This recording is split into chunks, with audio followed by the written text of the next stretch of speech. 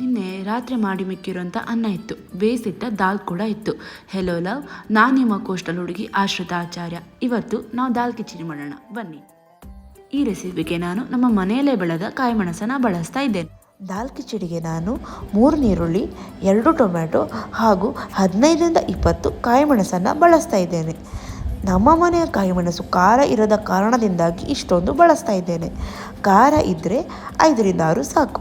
1 ಬೆಳ್ಳುಳ್ಳಿ ಹಾಗೂ 2 ಇಂಚು ಶುಂಠಿಯನ್ನು ತಗೊಳ್ತಾ ಇದ್ದೇನೆ.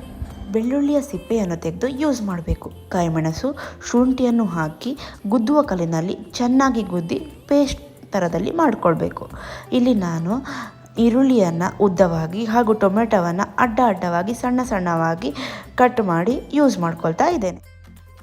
ಗ್ಯಾಸನ್ನು ಆನ್ ಮಾಡಿ ಬಾಣಲೆ ರೀತಿಯ ಪಾತ್ರೆಯನ್ನು ಯೂಸ್ ಮಾಡಬೇಕು. 1 ಸ್ಪೂನ್ ತುಪ್ಪ ಬಿಸಿಯಾದ ನಂತರ 1 ಸ್ಪೂನ್ ಜೀರಿಗೆಯನ್ನು ಹಾಕಬೇಕು.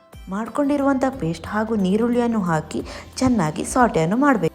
ನೀರುಳ್ಳಿ ಗೋಲ್ಡನ್ ಬ್ರೌನ್ ಆದ ನಂತರ ಇದಕ್ಕೆ ಕಟ್ ಮಾಡ್ಕೊಂಡಿರುವಂತಹ ಟೊಮೆಟೊವನ್ನು ಹಾಕಿ ಚೆನ್ನಾಗಿ ಸಾಟೆ ಮಾಡಬೇಕು.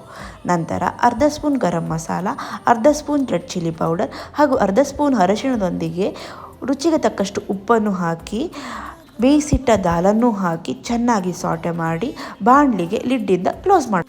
ನಾನು ಬೇಕಾದಷ್ಟು ಹಿಂಗನ್ನು ನೀರಲ್ಲಿ ಮಿಶ್ರಣ ಮಾಡಿ ಹಾಕಿ ಯೂಸ್ ಮಾಡ್ತಾ ಇದ್ದೇನೆ. ನೀವು ಬೇಕಾದ್ರೆ ಹಿಂಗುಡಿ ಕೂಡ ಯೂಸ್ ಮಾಡ್ಬೋದು. ಇಲ್ಲಿ ನಾನು ನಿನ್ನೆ ಮಿಕ್ಕಿರುವಂಥ ಅನ್ನವನ್ನು ಮಿಶ್ರಣದೊಂದಿಗೆ ಮಿಕ್ಸ್ ಮಾಡ್ತಾ ಇದ್ದೇನೆ. 2 ಲೋಟೆ ನೀರು ಕೂಡ ಹಾಕ್ತಾ ಇದ್ದೇನೆ. ಲಿಡ್ಡನ್ನು ಇಟ್ಟು ಮೀಡಿಯಮ್ ಫ್ಲೇಮಲ್ಲಿ ಕುದಿಯುವ ತನಕ ವೇಟ್ ಮಾಡಬೇಕು. ಒಗ್ಗರಣೆಗೆ ನಾನು ಸ್ವಲ್ಪ ಸಾಸಿವೆ, 5-6 ಬ್ಯಾಡಗಿ ಮೆಣಸು, ಸ್ವಲ್ಪ ಕರಿ ಲೀವ್ಸ್ ಹಾಗೂ ಉದ್ದಿನ ಬೇಳೆಯನ್ನು ಚೆನ್ನಾಗಿ ತುಪ್ಪದಲ್ಲಿ ಫ್ರೈ ಮಾಡಿಕೊಂಡು ಈ ರೀತಿ ಹಾಕಿ ಮಿಕ್ಸ್ ಮಾಡಿಕೊಂಡೆ. ಗ್ಯಾಸ್ ಬಂದ್ ಮಾಡಿದ ನಂತರ ಫ್ಲೇವರಿಂಗಿಗೆ ಲಿಂಬೆ ಕೂಡ ಹಾಕಿದೆ. ಬಿಸಿಯಾದಂಥ ದಾಲ್ ಕಿಚಡಿಗೆ ತುಪ್ಪ ಹಾಗೂ ಪಿಕಲನ್ನು ನಾನಿಲ್ಲಿ ಯೂಸ್ ಮಾಡಿದೆ. ನಾವು the taste.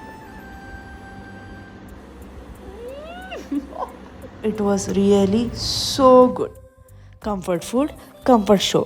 What more can I ask for a perfect weekend? Bye guys. Have a great day.